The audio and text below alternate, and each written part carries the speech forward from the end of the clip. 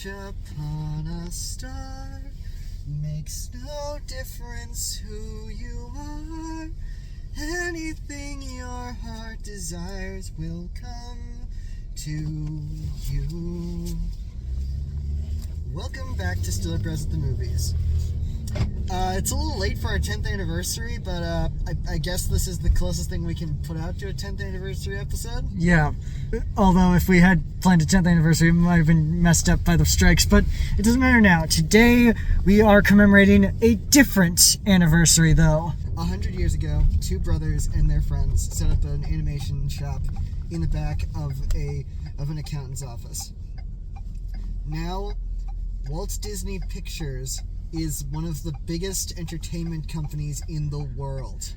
It's hard to believe that there's only probably a handful of people left in the world who existed before Disney as a company did. Before Disney became a household name, before any of this happened. And even then, there's probably, it isn't going to be too long before there is no one left in the world who knows that. But the thing is, Disney has been a big influential company for millions of people all over the world, and it's one of those things where it's always been around, and at this point it feels like it will always be around. And part of it is just the fact that Disney as a company has created so many iconic and different things. The first sound cartoon was Steamboat Willie. The first feature-length color animated feature film was Disney.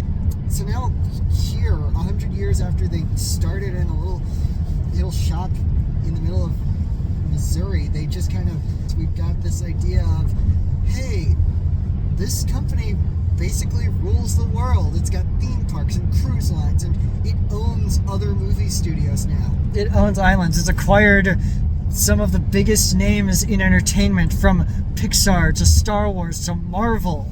And it's only growing more and more. I mean, we have not made it a secret how much we love and appreciate the work of the people who make Disney movies. I mean, 3 of the last 4 videos on this channel were us talking about Disney movies.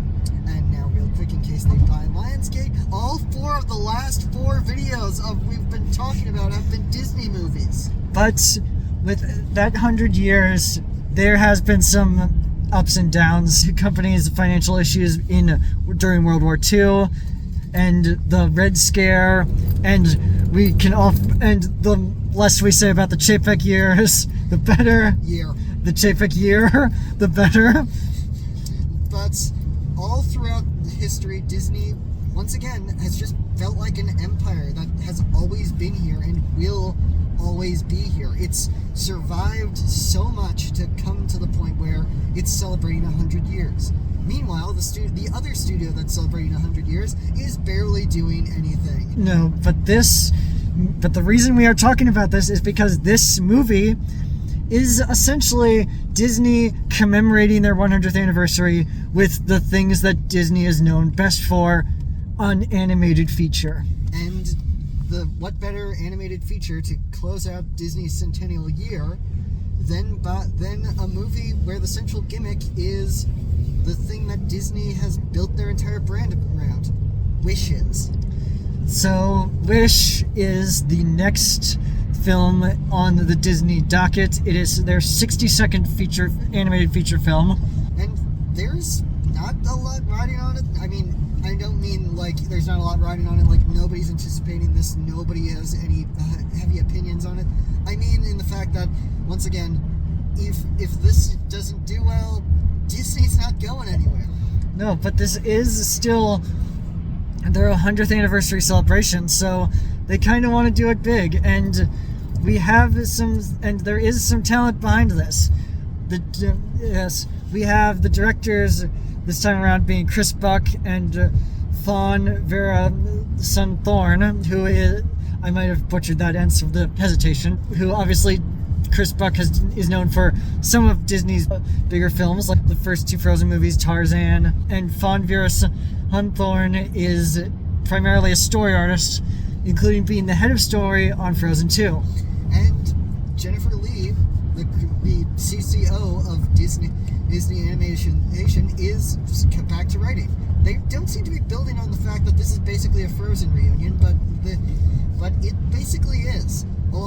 But then again, they are also building up on the fact that this is the 100th anniversary movie by pointing out that the movie is chock full of Easter eggs commemorating so many of the most iconic movies from Disney's 100 years. Yes, and then with the cast this time around, we have Academy Award winner Ariana DeBose. Which might be the first time they've cast an Academy Award winner as the lead in their movie. The movie comes out after the Academy Award win. It's very likely that they cast her before the Academy Award win. They probably brought her on after West Side Story came out. But Ariana DeBose is a fantastic talent, Broadway level talent, and looking forward to it. Also, Chris Pine as the villain, King Magnifico. Yes, Chris Pine being the villain of this piece. Of course, Alan Tudyk is going to be showing up there. Yes, but this time he gets to talk for the first time in a little while. Yes, and he decided to use the voice of Clayface from Harley Quinn. Clayface is a goat. Yes. I'm sorry, Clayface is the goat. But also, we have got music, because what's a Disney movie without music? Especially one celebrating such a momentous milestone. And so, who did they get to do the music? Did they bring back one of their old heavy hitters like Alan Menken, Robert and Kristen Anderson Lopez, Lin-Manuel Miranda?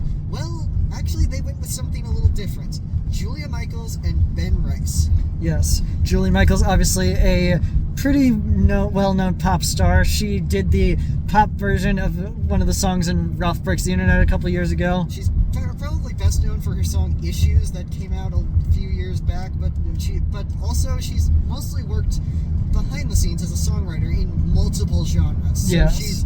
So obviously that was one of the reasons why they kind of tapped her for this, and so they've got a nice collection of songs featuring Chris Pine and Ariana DeBose singing, as well as various other people, because apparently what was one of the biggest musical numbers Disney has ever recorded. Which, again, you're gonna make the big deal out of this. You should do something big. But also, Alan Tudyk actually gets a song this time around. Kinda. He gets to be in the big one. Yeah, but this is a movie that we've been looking forward to this year just because we're ready to celebrate this milestone with Disney. Like, we turned 30 this year, so it's kind of it's a milestone year for us as well. But it's also kind of the thing that we have not held back the fact that we're Disney fans. We have made it clear that we love the animated movies, we love Marvel, we love Star Wars, we love so much of the Disney brand. We even like a lot of the live action remakes. That's how easy a layup it is for Disney to make us happy with something. We are absolutely the kind of people that certain corners of the internet would call Disney shills, but this is our childhood. Some of our favorite movies are Disney movies. And we've been to all the American Disney parks. We've filled our brains with Disney trivia and lore and history where there should be practical knowledge. We are huge fans of this company when we know we shouldn't be, because it's a company and companies are inherently evil and all of this stuff. And yes, Bob Iger said some shitty things earlier this year that may have very well cost him a lot of goodwill in the writer's strike especially. But at the same time, we feel we can be allowed to be fans of the insane talented people who bring these works to life. And I will never apologize for liking something. Yeah, I shouldn't have to. No, that's the thing about entertainment. We shouldn't have to apologize for liking things, because liking things is so much more enjoyable than hating things. And we say that basically knowing that this is kind of the year where everybody seemed to be harsher on stuff for some reason. Yeah. Like it seems like every Marvel movie has been harshly criticized, even though they're no worse than anything that's come before. It feels like every movie or or TV show has been more harshly criticized because they don't live up to some imaginary standard.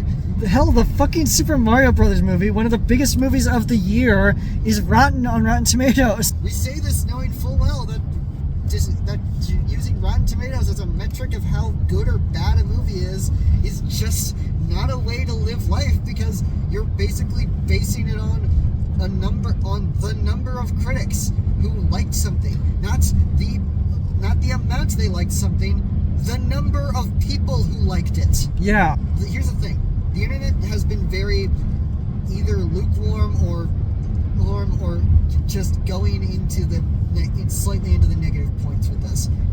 I don't care. I'm going into this with an open enough mind. The songs, from what I have heard, sound amazing, and I cannot wait to see them fully realized with animation. And really, we're kind of on the side of people of the internet that doesn't think Disney is a woke conspiracy baby-eating factory that just kind of pumps out gay propaganda to make everybody to believe in what they believe. It's just a company that makes art, and all art tells a point of view. It does not matter. And especially the fact that Disney has put out some of our favorite art, especially some of our favorite stuff that's come out this year, like the Owl House and the Marvels and Guardians of the Galaxy, stuff that made us legitimately feel things. And I'm just so happy that we're gonna finally see this movie, and it's gonna be, I hope we have a good time. But then again, we're still those weirdos who like Frozen 2, who went to see Strange World in the theater even after it had, as many people claim, bombed. We are just on the side of Disney on this. We are on the side of artists. We are on the side of talents. We are on the side of recognizing talent and artistry where it belongs. And putting it all out on the screen. That's the exact reason why so many of our videos were late this year, because we were not going to let ourselves be on the wrong side of the actors' strike. We weren't going to let ourselves be on the wrong side of those talented people who are getting screwed by corporate people. Again, just because Disney is a company, and companies should not be inherently cheerleaded towards. Disney has a habit of taking some of the best people in their fields and putting them into their world, so into their company, and making art. So, and as much as we've crapped on Disney's corporate practices, if you'd like to hire us, that would be nice. Yes, Disney. For literally anything. We've got like 100 pitches that would be perfect for you guys. Yeah, Disney. So just a meeting would be nice? Yes, please, Disney, hire us. Okay. Now that the begging and the whining and the complaining and just everything else is done, I think we'll see you guys after the chat. To all the people who did not like this movie with a fiery passion, what movie were you watching? Yeah. That was pretty good. Yeah. When I cried like 5 times in the first 20 minutes, I think I can say that I safely liked that movie. Yeah. That was a pretty big deal, and it might just be us continuing to shill for Disney, but that was a pretty good movie. Definitely not the best of the year in terms of animated movies, because we've had so many great animated movies. But I just loved that, and now we can get deeper into it. I know there was a lot of controversy about how the cell shading look kind of thing, where it looks like it's a painted storybook, kind of didn't look as good in the YouTube trailers, but it translates so amazingly to the big screen. And I know that a lot of people don't like the fact that it's not taking all of its cues from like Spider-Verse, Nimona, and all the other stuff that looks like that. But I think it's a perfect blending of the styles of these kinds of movies, and adding the Disney and Walt Disney Animation Studio stuff to it. It definitely gives it its own unique visual flair to it that you don't see in a lot of movies. It does look a little bit like Sophia the First and all those, but not in the bad way. And I really love the fact that Disney is willing to push what their technology can do. Like, for example, they really started to push choreography into their movies with Encanto, and then into this, showing that, hey, they would really like to be able to do stuff that technically they were never able to do beforehand. Yeah, and it feels big in a way, but it also feels kind of like an intimate film where there's a lot of epicness to it, but it's really just focusing on this one character for most of the movie. And then there's stuff like, I really like Chris Pine as King Magnifico.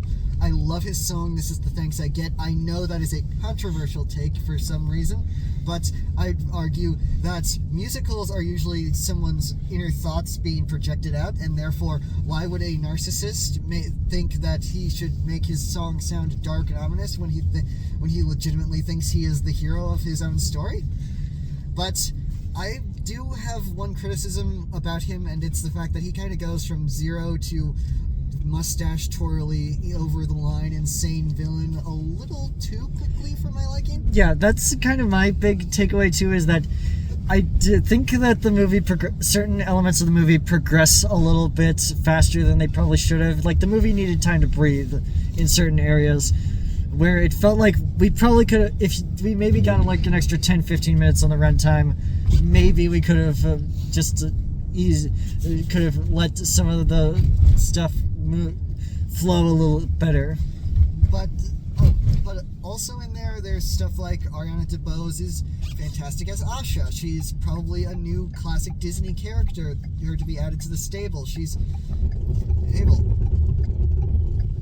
I love her singing voice. I love the fact that this is yet another dorky character. Yes, I know that adorkable Disney heroines have been a little oversaturated. I don't care, because it just seems like the nice way to be like, hey, let's make this character instantly relatable in a way that's just kind of easy to throw in there. And it gives her and maybe give them a personality. It may be a lazy way to give them a personality, but it's a better way to give them a personality than some other projects have tried to do, who of just making them the tough girl who was up against society. And I just really like the character. She's a character. She's funny. She's got this personality that really shines through. And her friends, on the other hand, they feel a little underdeveloped, but mostly because there's 7 of them. But at the same time, it feels like they're supposed to be more, like, we don't exactly care about them on the level we probably should have. Granted, a lot of their personalities are brought up because you are supposed to recognize what they are a direct reference to, but you know, it's fine. They're fine. I like them just enough, and I like Huff, and luckily Asha takes up more of the screen time. And another thing that people, that I imagine, probably don't exactly like about this is the fact that it is really heavy-handed with a lot of stuff that it's doing. Like, last time we talked about Easter eggs and how they weren't oversaturating the movie. That's not exactly something that this movie is doing. There's whole scenes where they rip dialogue from some of the most iconic Disney movies, including ripping some of the most iconic pieces of dialogue from those Disney movies, which, you know what? It's their 100th anniversary. I'm going to give it to them just because we're suckers for, or at least I'm enough of a sucker for that kind of thing to just be like, okay, fine. That's the kind of thing I probably would have done if I were in the same situation. Yeah. Some of them are more obvious than others. Some of them are a little more creative than others, but ultimately, you're going to do what you're going to do, and even if it does come off as a little crass, it's still, this is Disney's 100th. We're going to let it slide. And of course, there's the fact that I just really like all the songs are amazing, and not just This Is the Thanks I Get. Like, I love This Wish. I love the opening song, Welcome to Rosas. The songs are and the emotional songs are powerful. I really did not think I was going to like You're a Star, but it won me over.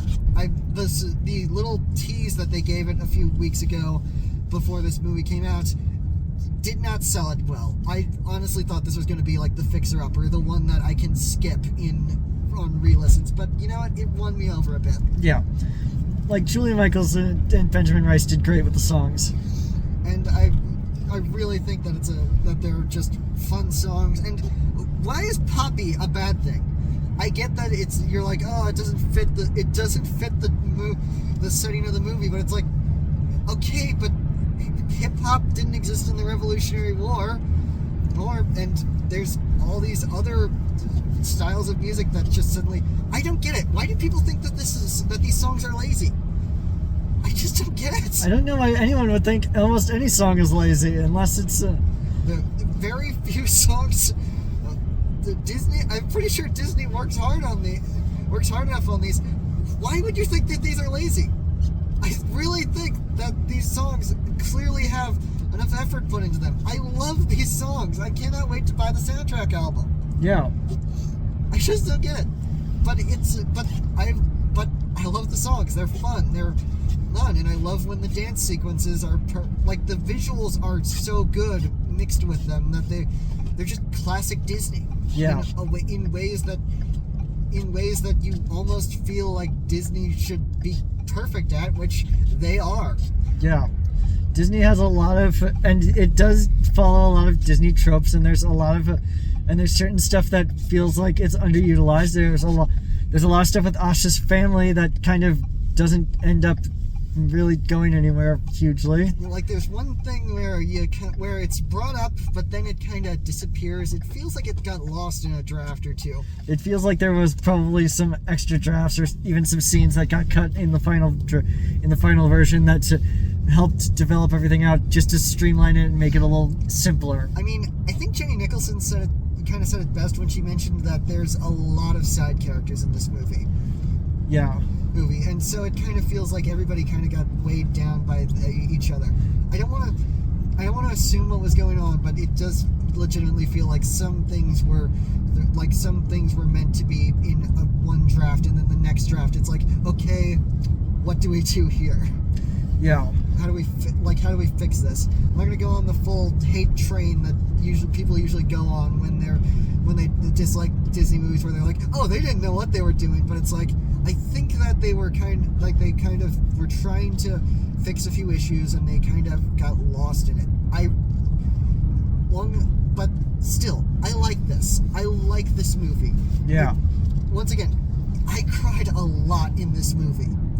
And it might just be because it's a movie about the magic of wishes and your dreams coming true, which honestly I was thinking, are they maybe shit-talking the company a little bit?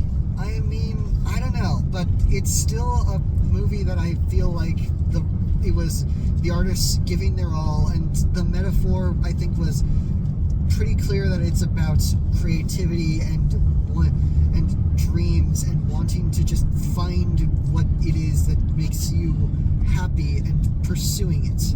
No matter what the outcome may ultimately be, and that's obviously, for creatives, that's obviously going to be a very resonant message. Where it's like, whether you want to write a book, play music, or just tell a joke in front of people, I legitimately think that this is a movie for creative people, by creative people, and I truly think that their message was, while a little messy, I think it was still well told, and I really hope that this is one of those movies that finds its audience as it goes on. Yeah. Like, during the credits, they show these little Easter eggs to the past, to as many of the 62 Disney movies of the past as they can possibly muster up. Disney animated movies of the past as they can muster up. And at a certain point during the crawl, they started to show the less than iconic Disney movies, and at a certain point you're just kind of like, I see why they saved you for the crawl. But at the same time, a lot of the kids that were still in the audience when we were in there recognized these characters. And that's good. And that's more than good. That's fantastic. Yeah. Because it means that this company still creates childhoods. It means that it means that this is passing, that from generation to generation, these stories are going to be something to hold on to. That means that these characters will always mean something to somebody. And I legitimately hope that this is a movie that eventually people find and realize that it means something to them too, whether they dislike it or whether they find something in it that the people who have just adamantly denied it's just can't see right now. Yeah. That's it for right now. Be sure to like this video, subscribe to this channel, and don't forget to tune in next time when we kind of let our inner otaku out. Bye. Bye.